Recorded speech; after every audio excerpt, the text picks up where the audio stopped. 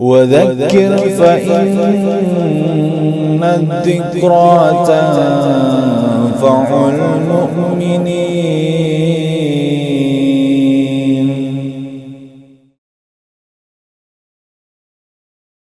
Bismillah.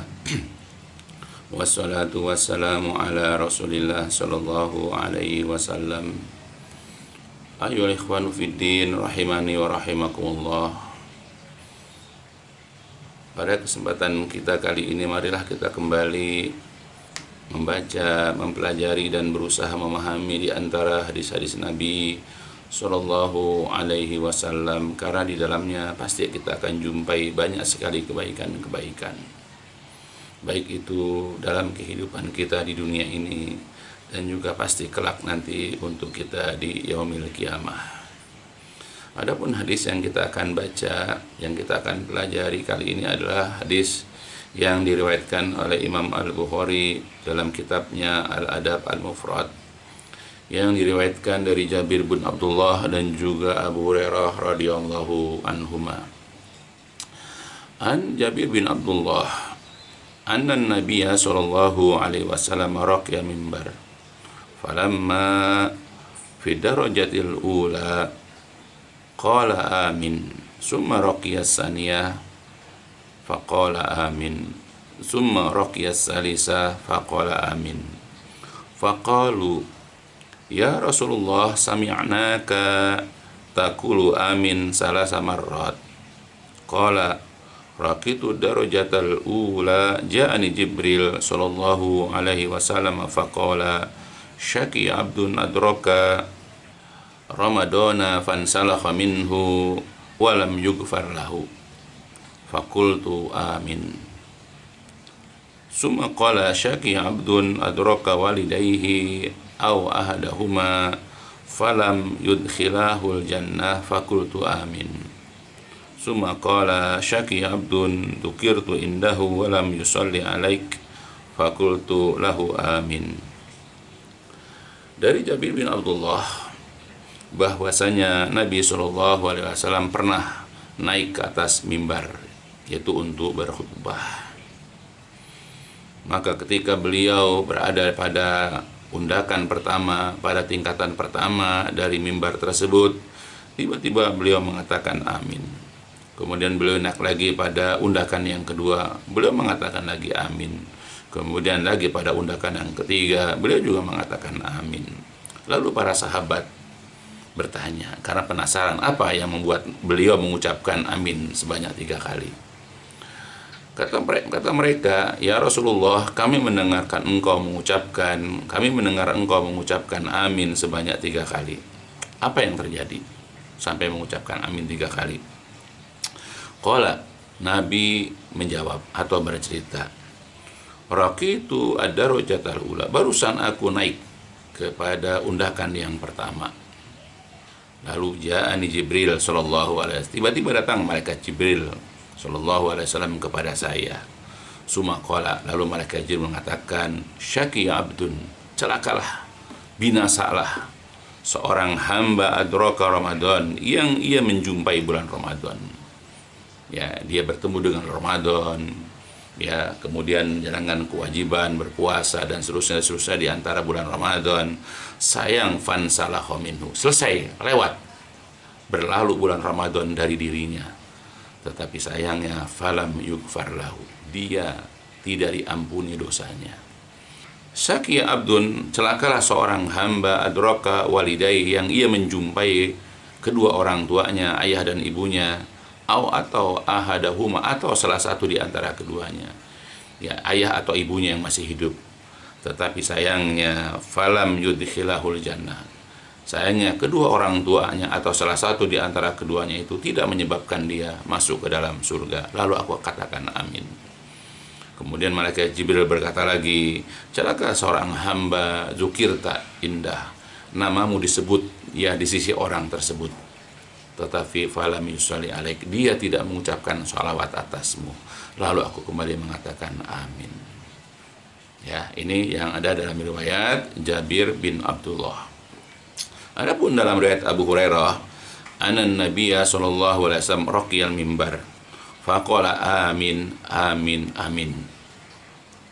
Qila lahu ya Rasulullah ma kunta tasna'u hada. Faqala qala li Jibril ragiba anfu abdin adraka abawaih aw ahadahuma lam yudkhilahul jannah. Qultu amin. Summa qala ragiba anfu abdin dakhala alaihi ramadan lam yughfar lahu. Faqultu amin. Summa qala ragiba anhu imri'in dzukirta indahu falam yusalli alaik. Faqultu amin. Adapun dalam hadis yang diriwayatkan dari Abu Hurairah bahwasanya Nabi naik ke atas mimbar. Kemudian Nabi mengatakan amin amin amin, yaitu amin sebanyak 3 kali. Kemudian ditanyakan kepada beliau, "Ya Rasulullah, apa yang terjadi padamu? Kenapa engkau mengucapkan amin sebanyak 3 kali?" Kemudian Rasulullah bercerita, Malaikat Jibril berkata kepadaku, tersungkurlah ya hidung seorang hamba, celakalah seorang hamba yang ia menjumpai kedua orang tuanya atau salah satu di antara keduanya, tapi sayang ya dengan keberadaan orang tua itu tidak menyebabkan dia masuk ke dalam surga. Lalu aku mengatakan amin. Kemudian malaikat Jibril berkata lagi, tersungkurlah hidung seorang hamba yang masuk bulan Ramadan kepada dirinya. Dia jumpai bulan Ramadan, tetapi sayangnya bulan Ramadan itu yang dia lewat begitu saja tidak menyebabkan dia diampuni dosa-dosanya. Dan aku pun mengatakan amin. Lalu malaikat Jibril mengatakan lagi, ya tersungkurlah, yaitu hidung seseorang yang namamu disebutkan di sisinya, lalu dia tidak mengucapkan salawat atasmu, lalu aku katakan amin. Jadi hadis ini menerangkan, menjelaskan kepada kita beberapa hal. Jadi yang pertama adalah kita ketahui bahwa ya berpuasa, menunaikan ibadah siam adalah merupakan hak Allah Azza wa Jalla, di mana kita diwajibkan untuk menunaikan perintah-perintahnya. Karena berpuasa ini diperintahkan oleh Allah. Kita kenal di dalam Al-Quran. Misalnya Allah Jalla wa'ala mengatakan dalam Al-Quran, A'udzubillahi minasyaitonirrajim, Ya ayyuhalladzina amanu kutiba alaikumusiyam kama kutiba alal ladzina min qablikum la'allakum tattaqun. Wahai orang-orang yang beriman, telah diwajibkan atas kalian berpuasa, sebagaimana juga orang-orang dahulu sebelum kalian juga diwajibkan berpuasa, dan puasa itu akan menyebabkan kalian menjadi orang-orang yang bertakwa. Banyak sekali dalil-dalil tentang kewajiban berpuasa. Ya, bahkan di dalam sebuah hadis Rasulullah SAW pernah mengatakan, kullu amal ibni Adam yudha'aful hasanah bi asyri atau asyra amsalihha. Jadi setiap amalan anak Adam akan dilipat gandakan satu kebaikan itu dengan 10 kalinya. Setiap anak Adam melakukan satu kebaikan akan diberikan ganjaran, akan diberikan pahala, yaitu 10 kalinya, ila sampai kepada sabimi'ah di'fan, sampai kepada 700 kali lipat. Ya, kita sholat, kita bersedekah atau amalan apapun, maka akan dibalas oleh Allah minimal 10 kali dan bahkan sampai kepada 700 kali. Qala Allahu azza wa jalla, Allah azza wa jalla berfirman, ya illa saum, kecuali puasa. Jadi ada pengkhususan, ada istisna, ada pengecualian, yaitu puasa. Kenapa? Fa innahu li, karena sesungguhnya puasa itu untuk saya. Ya. Jadi puasa itu adalah untuk Allah. Jadi khusus untuk puasa, dikhususkan untuk Allah. Makanya ya wa ana azibihi, aku nanti akan membalasnya. Aku nanti akan mengganjarnya. Ya orang yang berpuasa itu. Kenapa? Yada'u syahwatahu wa ta'amahu min ajli, karena orang itu meninggalkan syahwatnya, meninggalkan keinginan kepada pasangannya dan juga makanannya karena saya, kata Allah. Jadi khusus untuk puasa, maka nanti Allah yang akan membalasnya. Berapa yang Allah inginkan, bahkan tanpa batas. Maka tunaikan kewajiban-kewajiban kita kepada Allah. Walaupun kita tahu bukan hanya puasa, juga ada sholat. Ya, bahkan di dalam hadis yang lain dikatakan bahwa hakullah alal ibad, hak Allah atas hamba adalah yaitu mereka beribadah kepada Allah dan tidak mempersekutukannya. Jadi kita ini beribadah kepada Allah, apapun jenis ibadah yang Allah perintahkan dan dicontohkan Rasulullah, itu adalah merupakan hak Allah. Dan kedua, kita tidak boleh mempersekutukannya. Ya, jadi ini jelas hadis ini menerangkan kepada kita tentang bagaimana kita menunaikan kewajiban kita akan hak Allah. Di antaranya adalah puasa. Ya, maka jangan sia-siakan berpuasa ini. Karena puasa kalau kita tunaikan sesuai dengan perintah Allah dan contoh Rasulullah akan menyebabkan diampuni. Makanya rugi kalau seandainya orang menunaikan ibadah puasa lalu tidak diampuni dosanya. Karena kita tahu bahwa di antara faedah berpuasa Ramadan itu adalah akan diampuni. Seperti dikatakan dalam hadis, man shoma ramadhana imanan wahtisaban ghufira lahu ma taqaddama min dzambi. Jadi barang siapa yang berpuasa Ramadan dengan penuh keimanan dan dalam rangka mencari pahala dari sisi Allah, akan diampunilah dosa-dosanya. Itu inti daripada puasa Ramadan. Salah satunya adalah akan diampuni dosa-dosa kita. Di samping kita akan dibalas oleh Allah berlipat ganda tanpa batas. Maka rugilah, celakalah, tersungkur hidungnya. Ya, kalau seandainya seorang hamba lewat bulan Ramadan lalu tidak ada faedah dari Ramadan itu karena dia tidak diampuni dosa-dosanya, karena dia banyak melakukan perkara-perkara yang tidak dibenarkan, atau dia tidak memanfaatkan bulan Ramadan untuk betul-betul beribadah kepada Allah. Itu hak Allah. Dan yang kedua di sini adalah terdapat hak orang tua. Itu juga Rasul mengatakan, menceritakan tentang apa yang diucapkan oleh malaikat Jibril. Celakalah seorang hamba, tersungkurlah hidung seorang hamba yang ia menjumpai kedua orang tuanya, atau paling tidak salah satu di antara keduanya. Tetapi karena dia tidak bisa berbakti, dia tidak bisa berbuat baik kepada kedua orang tuanya, padahal dengan berbakti, berbuat baik kepada orang tuanya, maka ini akan menyebabkan dia masuk ke dalam surga. Tapi karena dia melalaikan kewajiban dia kepada orang tua, ya, dia enggan berbuat baik kepada kedua orang tua, bahkan seakan-akan memang dia sudah tidak memiliki orang tua padahal masih ada orang tuanya. Apalagi bukan itu, dia durhaka kepada orang tua, selalu membuat susah kedua orang tuanya, membuat gundah hati orang tuanya. Berapa banyak anak-anak yang kalau dipanggil oleh orang tuanya lamban sekali dan bahkan mengabaikan panggilan orang tua. Tapi kalau temannya, sahabatnya, atau istrinya, anaknya bergegas, bersegera dia memenuhi panggilan mereka. Ya, banyak anak-anak yang ingin membahagiakan istrinya, membahagiakan anaknya, membahagiakan sahabat-sahabatnya, tapi tidak mau membahagiakan orang tuanya. Dia buat istrinya, anaknya itu tersenyum tertawa, membuat teman-temannya tertawa bahagia, tapi dia tidak membuat orang tuanya itu berbahagia tertawa. Berapa banyak anak-anak yang demikian. Ya, maka celakalah seorang anak ketika dia masih mendapati kedua orang tuanya, atau paling tidak salah satu di antara keduanya, tetapi keberadaan orang tuanya itu tidak menyebabkan dia masuk ke dalam surga. Kenapa? Karena dia tidak memanfaatkan orang tuanya itu untuk meraih surganya Allah Jalla wa'ala. Ya, maka sebagai seorang anak kita hendaklah berusaha berbuat baik, berbakti dengan aneka ragam perbuatan baik. Ya, minimal kalau kita tidak bisa membahagiakan orang tua, jangan menyusahkan. Kalau kita tidak bisa membuat orang tua tersenyum, jangan buat orang tua menangis. Ya, kalau tidak bisa membuat lapang dada orang tua, jangan menyesakkan dadanya. Kalau tidak bisa memberikan bantuan harta atau apapun kepada orang tua, minimal tidak merongrong orang tua. Ya. Jadi kalau kita tidak bisa memberikan kebahagiaan, tidak bisa memberikan kesenangan kepada orang tua, maka janganlah kita menyempitkan mereka. Jangan kita membuat mereka bersedih. Jangan membuat mereka galau. Apalagi di usia-usia mereka yang sudah uzur. Ya, mereka rentan dengan hal-hal yang membuat mereka sedih. Berapa banyak orang-orang tua yang ketika di usia uzurnya itu, di usia tuanya itu, karena tidak menjumpai kebahagiaan dari anak-anaknya, maka makin cepat tuanya, semakin cepat hilangnya kesehatannya, semakin cepat pikunnya. Kenapa? Karena dia tidak dibahagiakan oleh anak-anaknya. Karena anak-anaknya senantiasa bertengkar dengan saudara-saudaranya, atau bertengkar dengan ipar-iparnya. ya, atau apalagi yang lain.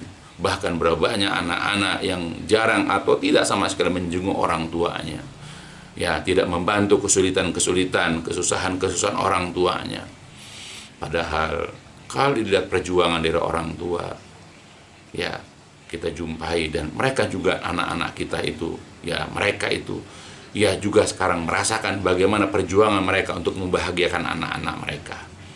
Dan mereka lupa bahwa kita orang tua dahulu juga begitu kepada anak-anak kita. Ya, mereka lupa bahwa kita dulu begitu kepada mereka. Sekarang mereka jarang tidur, mereka terus cari nafkah. Ya, seakan-akan mereka harus bahagiakan anak mereka dan istri mereka. Lupa mereka dulu kita juga begitu.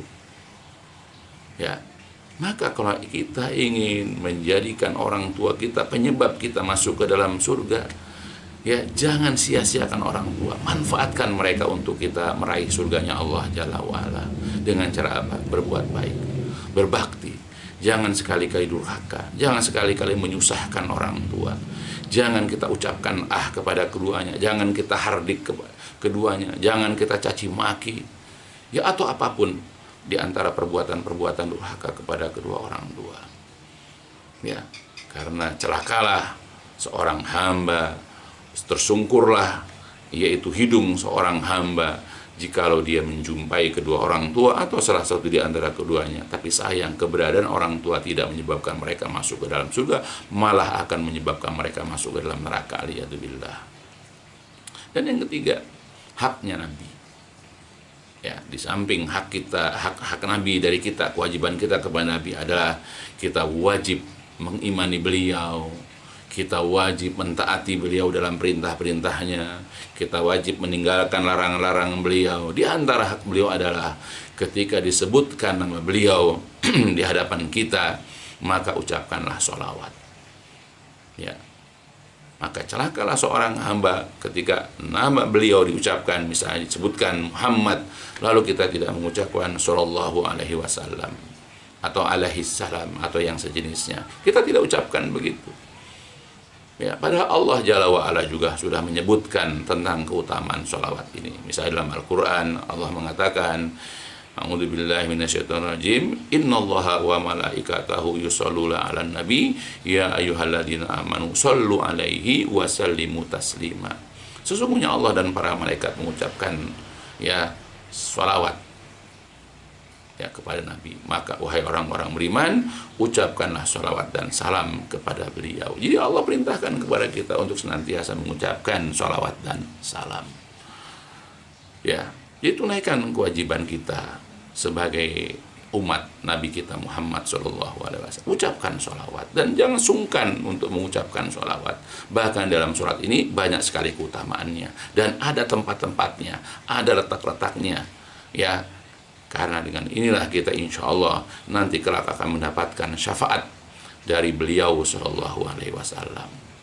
Nah, inilah faidah dari hadis ini, faidah atau manfaat, ya, kebaikan-kebaikan yang bisa kita raih. Maka sebab itu, maka tunaikan kewajiban-kewajiban kita akan hak-hak Allah, apakah itu puasa, apakah itu sholat dan yang lain-lainnya. Begitu juga tunaikan kewajiban kita akan hak-hak orang tua kita. Karena dengan kita menunaikan hak-hak orang tua kita, maka akan menjadi penyebab kita masuk ke dalam surga. Dan kemudian tunaikan juga haknya Rasulullah SAW, yaitu dengan diantaranya kita mengucapkan sholawat atas beliau. Nah, kalau seandainya kita mengabaikan hak-hak Allah, ya, Rasulullah SAW dan orang tua, maka celakalah kita, rugilah kita, tersungkurlah kita, ya, dan akan sia-sia kehidupan kita di dunia ini, dan bahkan kita akan sengsara kerak, akan dimasukkan ke dalam nerakanya Allah, aliyadzubillah. Ya, mudah-mudahan ini dapat memberikan faedah dan manfaat untuk kita seluruhnya.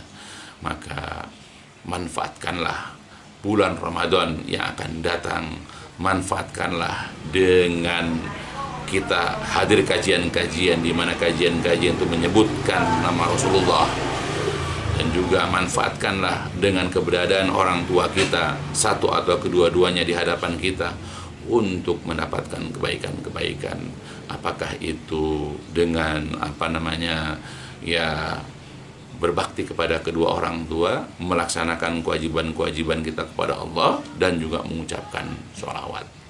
Ya, kalau tidak maka celakalah kita, rugilah kita. Ya, sekali lagi mudah-mudahan ini berfaedah, bermanfaat untuk kita semua, khususnya untuk saya pribadi dan juga untuk keluarga saya dan untuk jamaah ya kaum muslimin seluruhnya.